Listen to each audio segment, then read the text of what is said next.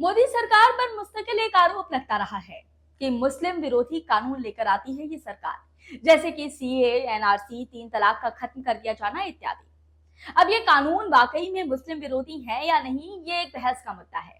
लेकिन आज हम आपसे जिस कानून के बारे में बात करने जा रहे हैं, ये मुस्लिम महिलाओं के अधिकार से जुड़ा हुआ कानून है, उनके अस्तित्व के संरक्षण से जुड़ा हुआ कानून है।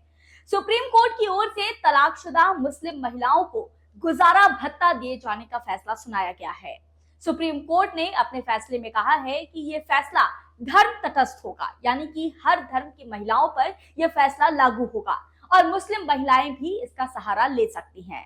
इसके लिए उन्हें सीआरपीसी की धारा 125 के तहत कोर्ट में याचिका दाखिल करने का अधिकार है। इस संबंध में जस्टिस बीवी नागरत्ना और जस्टिस ऑगस्टीन जॉर्ज मसीह ने फैसला सुनाया है। मुस्लिम महिलाओं के भरण पोषण को लेकर के सुप्रीम कोर्ट के फैसले पर राष्ट्रीय महिला आयोग की अध्यक्ष रेखा शर्मा ने यह कहा है कि महिलाओं के लिए सभी धर्मों के कानून समान होने चाहिए। शर्मा ने यह भी कहा कि महिलाओं के अधिकार सार्वभौमिक होने चाहिए, धर्म के आधार पर यह निर्धारित नहीं होने चाहिए। महिलाओं से संबंधित सभी धर्मों में कानून भी समान होने चाहिए। हिंदू विवाह अधिनियम के तहत तलाक के बाद अगर हिंदू महिलाओं को गुजारा भत्ता मिल सकता है, तो मुस्लिम महिलाओं को यह अधिकार आखिर क्यों नहीं मिलना चाहिए? इसके जवाब में मुस्लिम लॉ बोर्ड ने कोर्ट के इस फैसले को चैलेंज किया है और ये कहा है कि यह फैसला शरिया कानून से टकराता है। AIMPLB ने यह कहा कि पैगंबर मोहम्मद ने यह जिक्र किया था कुरान में कि अल्लाह की निगाह में अगर कोई सबसे बुरा काम है तो वो है तलाक देना। इसीलिए शादी को बचाने के लिए सभी उपाय भी लागू किए जाने चाहिए और इसके बारे में कुरान में जिन भी दिशा निर्देशों का जिक्र है उनका पालन किया जाना चाहिए। बयान में यह भी कहा गया कि अगर शादी को जारी रखना मुश्किल है तो मानव जाति के लिए समाधान के तौर पर तलाक की व्यवस्था की गई है। इस पर सैयद कासिम रसूल इलियास ने यह कहा कि अगर तलाक के बाद भी पुरुष को गुजारा भत्ता देना पड़ेगा तो वो तलाक आखिर क्यों देगा, और अगर रिश्ते में कड़वाहट आ ही गई है तो इसका खामियाजा कौन भुगतेगा? इस तर्क पर यह सवाल उठाया जाना चाहिए कि अगर मुस्लिम पर्सनल लॉ बोर्ड मुस्लिम महिलाओं के हक हुकूक को प्राथमिकता देती है तो क्या उन्हें यह नहीं लगता कि इस फैसले से तलाक के दरों में कमी आएगी?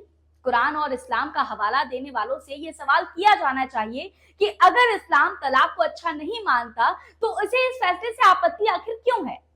जाहिर सी बात है कि मुस्लिम मर्दों को जब पत्नियों को गुजारा भत्ता देना पड़ेगा तो वो तलाक जैसे फैसले कम लेंगे या सोच समझ करके लेंगे, जिससे इस्लाम में कही हुई बात भी रह जाएगी और महिलाओं को आर्थिक संरक्षण भी मिलेगा।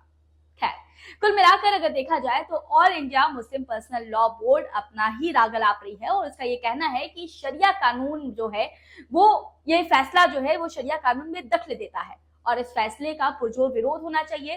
फैसले के खिलाफ कानूनी लड़ाई लड़ने को जो है वो पर्सनल लॉ पूरी तरह से तैयार है। वैसे आपको बता दें कि इस मामले पर विवाद ऐसा नहीं है कि पहली बार छिड़ा हुआ है। 1985 में all India Muslim personal law board ने तलाकशुदा मुस्लिम महिलाओं को दंड प्रक्रिया संहिता के धारा 125 के अंतर्गत गुजारा भत्ता के हकदार माने जाने को लेकर के सुप्रीम कोर्ट के फैसले के खिलाफ सड़क से सदन तक उसने जबरदस्त लड़ाई लड़ी थी। मुस्लिम लॉ बोर्ड सरकार को झुकाने में कामयाब हो गया था। ये मामला था शाहबानो का, जिसने गुजारा भत्ता हासिल करने के लिए सुप्रीम कोर्ट का दरवाजा खटखटाया था। सुप्रीम कोर्ट ने शाहबानो के पक्ष में फैसला भी सुनाया था।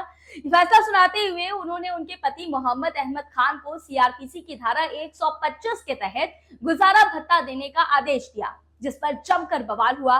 राजीव गांधी की सरकार थी और सरकार कट्टरपंथियों के फैसले के आगे झुक गई थी। फैसला पारित नहीं हो पाया था और इसके बाद फरवरी 1986 में सरकार ने संसद में मुस्लिम महिला बिल पेश किया, जिसके द्वारा तलाकशुदा पत्नी के गुजारे की व्यवस्था उसके सगे संबंधियों पर छोड़ दी गई।